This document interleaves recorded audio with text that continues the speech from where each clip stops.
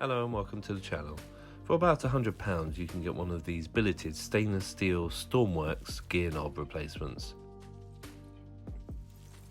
This is the V1 gear knob that you can get in a few different designs. Comes in nice packaging and it's been specifically designed for BMW gear shifts. It's actually really got a nice heft to it when you pick it up. So first take off the old gear knob.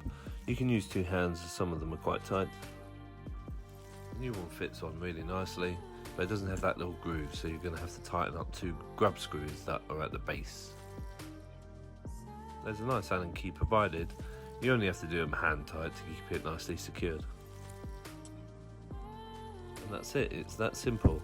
On some cars they may be an illuminated gear knob, so you'll have to unplug some wires as well, but you can tell straight away that the added weight makes for really smooth gear changes. You've got a nice short throw and I think it looks really good too.